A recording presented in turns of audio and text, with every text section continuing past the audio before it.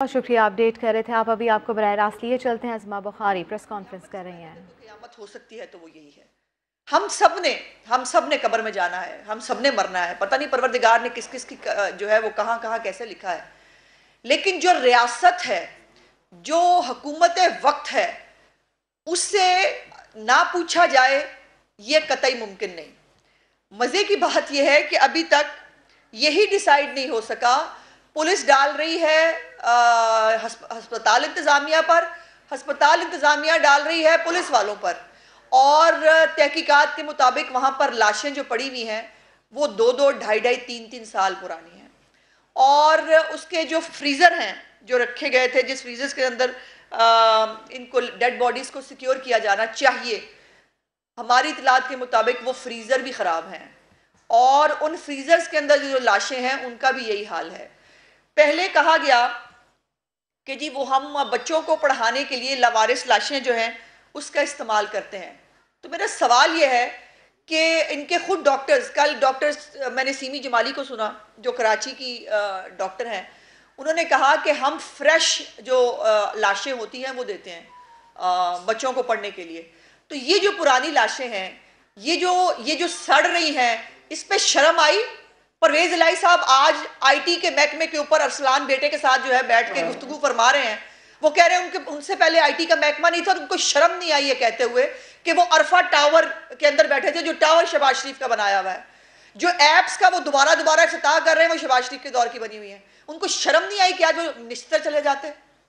उनको शर्म नहीं आई कि जाके देख लेते कि ये जो इंसानी लोगों के साथ जो कर रहे हैं वो सो कर रहे हैं, लाशों के साथ क्या हो रहा है? और मेरा सवाल यह है, यास्मीन राशिद कहाँ है?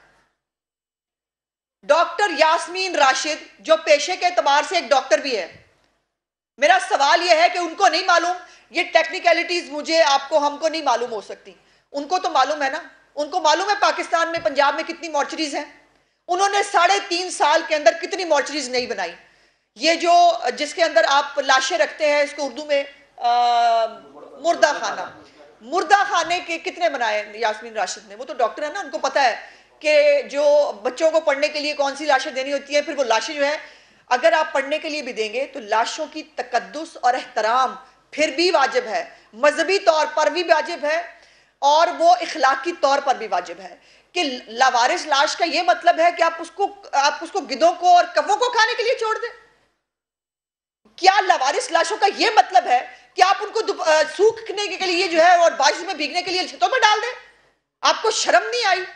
आपको खौफे खुदा नहीं है?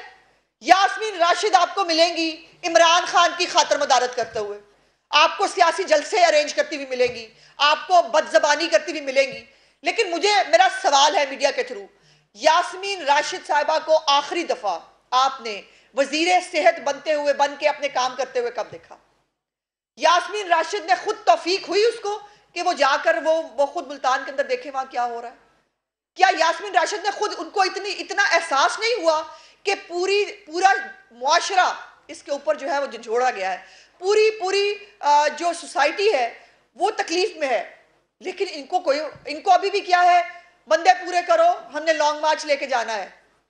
अभी भी बातें क्या हो रही है पीटीआई के अंदर कि वो कारकुन पर वो ओहदेदार पूछ रहे हैं कि जी बताएं कितने दिनों का इंतजाम करना है, और जो है वो हमने कितने दिन वहां ठहरना है, हमें बताएं उस हिसाब से, और खर्चा कौन करेगा? वो पूछ रहे हैं हमें लिस्टें दें ताकि हम लॉन्ग मार्च अनाउंस करें। और ये जो लिस्टें बनी है, ये जो 500 लाशों की लिस्टें बनी है, इसका जवाब किससे लेना है हमने? इसका जवाब यास्मीन राशिद साहबा देंगे या वो फितना देगा जो इस मुल्क के अंदर सिर्फ फितना तो फैला सकता है, आम आदमी के लिए काम नहीं कर सकता?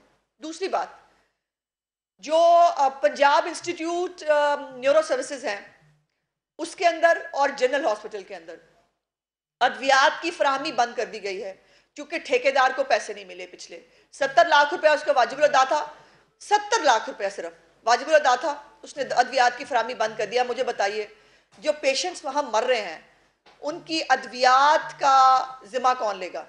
उनको जो इतने दिनों से अद्वियात नहीं मिल रही, यास्मीन राशिद साहिबा उन लोगों को अद्वियात की जरूरत है। यास्मीन राशिद साहिबा उन लाशों को तदफीन की जरूरत है। यास्मीन राशिद साहिबा उन जो मरीज जिनको आपने सेहत कार्ड के जो है वो उसके पीछे लगाया और पूरे पंजाब से जो शहबाज शरीफ साहब ने फ्री अद्वियात और फ्री टेस्ट किए हुए थे वो आपने खत्म कर दिए। पंजाब को इसकी जरूरत है, पंजाब को फितने की जरूरत नहीं है।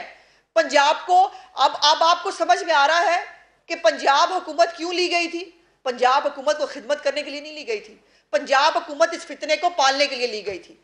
पंजाब हुकूमत इस फितने के लिए रिसोर्सेज को देने के लिए ली गई थी।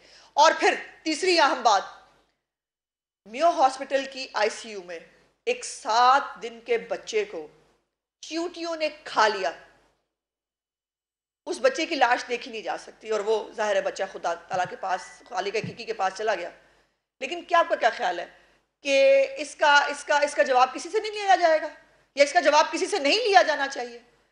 उस बच्चे को जो आईसीयू का, अगर मियो हॉस्पिटल के आईसीयू का ये हाल है तो मुझे बताइए कि मैं वो जो बाकी रिमोट एरियाज है, राजनपुर है, जो लैया है, जो उसकी कोई तहसीलें हैं उसके अंदर, उनके अंदर क्या हो रहा होगा, उनकी आईसीयू का क्या हाल होगा? यास्मीन राशिद साहिबा, वो बच्चा आपके जिम्मे है। उस बच्चे ने क़यामत के दिन आपका गिरेबान पकड़ेगा, वो आपका दुपट्टा पकड़ेगा, पूछेगा आपसे उसका कसूर क्या था।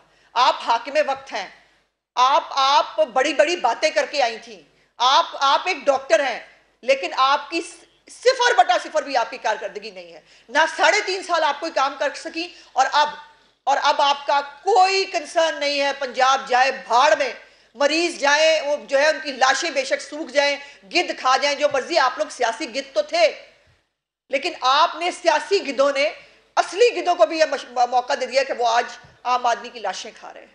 वो लावारिस लाशें लावारिस नहीं हुआ करती कानून के तहत। वो लावारिस लाशें हुकूमत वक्त की जिम्मेदारी होती हैं, हुकूमत वक्त उनकी वारिस होती है। और आपने जो कुछ किया, अब क्या किया जा रहा है? अब वो मिट्टी पाओ, वो जो मिट्टी पाओ होता है, अब आजकल वो चल रहा है मिट्टी पाओ। लेकिन मिट्टी पाने नहीं दूंगी मैं आपको, कत्तन नहीं होगा ये नहीं हो सकता। मैं अगर हम सबको as a Pakistani, as a इंसान, सियासी पार्टियां छोड़ दें जो भी होंगी हमारी, क्या आपकी रूह भी नहीं लर्जी? आपके ऊपर डबल जिम्मेदारी है। आप एक इंसान हैं, आप एक डॉक्टर हैं, और आप एक वजीर हैं जिसकी जिम्मेदारी है ये सब काम करने की। लेकिन आपका काम यह है कि आप इमरान खान को बुलाया करें रोज 90 पे, उसके लिए खाने पकवाएं, उसके लिए जो है फितना फैलाने के लिए उसके लिए पार्टियां अरेंज करें, और आप वहां तशरीफ रखा करें। बस आप ये इतना करें, आपका तो उससे ज्यादा का काम नहीं है। और वो जो है वो बाकी पूरी पंजाब हुकूमत जो है वो सिर्फ इमरान खान को, वो आपने सुना वो परवेज इलाही साहब ने कहा हुआ इमरान खान का ख्याल रखा करें। तो ये इमरान खान का ख्याल रखने के लिए आए हैं, आम आदमी का ख्याल रखने के लिए नहीं आए हैं, ना इनका आम आदमी से कोई लेना देना है। और अब भी शर्मिंदगी और डिटाई की एक एग्जाम्पल है परवेज इलाही साहब। बिल्कुल शर्म और डिटाई की अगर कोई शक्ल हो सकती है वो परवेज इलाही है। अरफा करीम टावर में बैठ के कह रहे हैं जब मैं आया आईटी का महकमा ही नहीं था। जिन एप्स का बार बार इफ्तिताह कर रहे हैं, अरसलान बेटे की कारकर्दगी पूछो तो सही, सिवाय चोरी करने के वही तमाम एप्स जो शहबाज शरीफ साहब के दौर की बनी हुई हैं, वो चोरी करके उसमें अपनी तख्ती लगाने का। और अरसलान बेटे ने सिर्फ आजकल वैसे गद्दारी से लिंक करने वाला काम भी उनको थोड़ा कम हुआ है। बहुत सारे लोग बोल रहे हैं अरसलान बेटा आजकल कारकर्दगी ठीक नहीं है। अज़मा बुखारी प्रेस कॉन्फ्रेंस कर रही हैं।